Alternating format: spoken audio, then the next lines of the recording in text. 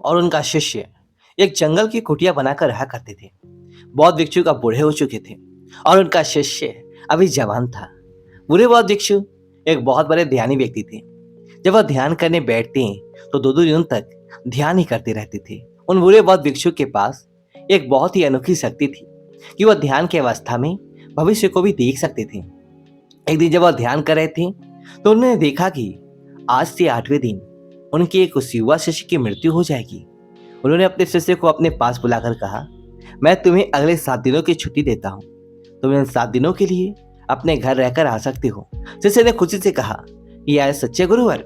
गुरु ने कहा, हाँ, मेरा पिछले कई दिनों से अपने घर वालों से मिलने का मन भी कर रहा था। शिष्य ने मुस्कुराते हुए कहा। गुरु ने कहा, ठीक है, तो अब जा सकते हो, लेकिन याद रहे 8वें दिन के शाम होने तक तुम्हें यहाँ वापस पहुंचना है।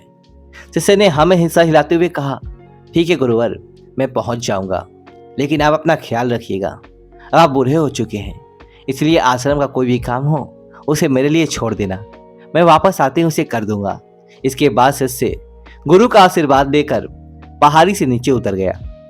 बिना यह देखे कि गुरु की आंखों में अपने शिष्य को खोने का डर था। शिष्य के गांव के रास्ते पर एक नदी पड़ती थी। उस नदी के किनारे चींटियों का एक हिल था, जहां लाखों चींटियां थी। उनमें से कुछ चींटियां लगातार हिल के अंदर जा रही थी और कुछ बाहर आ रही थी, जिसमें से कुछ चींटियां एक दूसरे से टकरा जाती और फिर अपना रास्ता बदल लेती। यह सब देख उस शिष्य को बड़ा आनंद आ रहा था। वह कुछ देर तक वहीं खड़ा रहकर उन चींटियों को देखता रहा। फिर अचानक उसका ध्यान नदी की तरफ गया। उसने देखा कि नदी का पानी धीरे धीरे बढ़ रहा है, जिससे उठने वाली लहरें चींटियों के हिल के पास तक पहुंच सकती है, जिसकी वजह से ये लाखों चींटियां बेवजह मारी जाएंगी। यह सोच उसने तुरंत ही अपने ऊपर के कपड़े उतारे और उससे मिट्टी भरकर चींटियों के हिल के चारों तरफ एक घेरा सा बना दिया।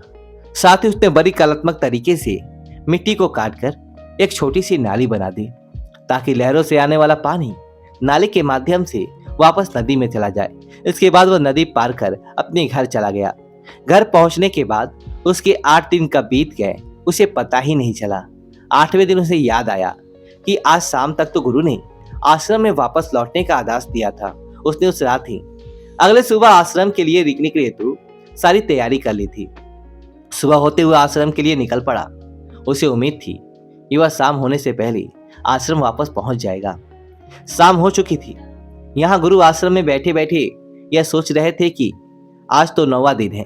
अब तक तो मेरा शिष्य इस दुनिया को छोड़ चुका होगा। वह इस बात से काफी दुखी थे कि वह मरने से पहले आखिरी बार अपने शिष्य को देख न सके। गुरु बैठे हुए थे, यह सब सोच ही रहे थे कि उन्हें दूर से एक इंसान होता हुआ दिखाई दिया। उन्होंने ध्यान से देखा तो चौंक गए। अरे, ये तो मेरा शिष्य है। गुरु ने दौड़कर शिष्य को गले से लगा लिया, लेकिन वह इस बात से अचंभित थे कि 8 दिन बीत जाने के बाद भी अब तक वो शिष्य जिंदा कैसे है। गुरु ने शिष्य से कहा, यहाँ से जाने के बाद तुमने जो भी कुछ किया है मुझे बताओ। तब शिष्य ने चींटियों वाली कहानी गुरु को सुनाई। कहानी सुनते ही गुरु को यह समझते देर न लगी कि शिष्य ने लाखों चींटियों की जान बचाई थी और उसके इसी कर्म का परिणाम है कि शिष्य को एक लम्हा और एक खुशहाली पर जीवन प्राप्त हुआ है।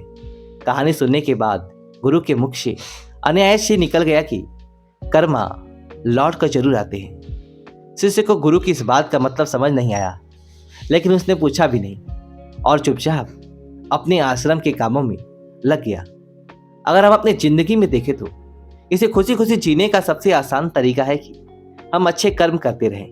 इस कहानी की तरह ही जरूरी नहीं कि अच्छे कर्म हमारी उम्र को लंबा ही करेगी, लेकिन इस बात की गारंटी है कि अच्छे कर्म हमारी जिंदगी में आने वाले दुख और परेशानियों को कम जरूर कर देंगे। कर्मों का एक बहुत बड़ा साधारण सा सिद्धांत है कि हम जो भी कुछ करते हैं उसका कई गुना लौट कर हमारे पास ही आता है। फिर चाहे वो अच्छे कर्म हो या बुरे, दोनों ही कई गुना होकर हमारे पास आते हैं। अच्छे कर्म करने के लिए ये जरूरी नहीं कि हमारे पास पैसा ही होना चाहिए, और ना ही सिर्फ इसी की जान बचाना ही अच्छा कर्म कहलाता है। किसी असहाय की छोटी सी मदद करना भी अच्छा कर्म है। किसी डिमोटिवेट इंसान को मोटिवेट करना भी अच्छा कर्म है। किसी दुख भरे इंसान को सांत्वना देना भी अच्छा कर्म है। कुल मिलाकर अगर हम किसी भी तरीके से किसी के दुखों को कम कर पाएं तो एक अच्छा कर्म है। और जैसे गलत कर्म करने से हमें बुरा लगता है और दुख भी होता है, ठीक उसी तरह अच्छे कर्म करने से हमें सुख की अनुभूति भी होती है। इसलिए अगर हम जिंदगी में खुश रहना चाहते हैं तो हमें आज से ही दूसरों के दुख दर्दों को कम करने की कोशिश शुरू कर देनी चाहिए और हम देखेंगे कि हमारी लाइफ अपने आप ही खुशियों से भर जाएगा। दोस्तों, आपको वीडियो को लाइक करें, कमेंट बॉक्स में कमेंट करें और दोस्तों के साथ शेयर करें, हमारा चैनल सब्सक्राइब करें। धन्यवाद दोस्तों।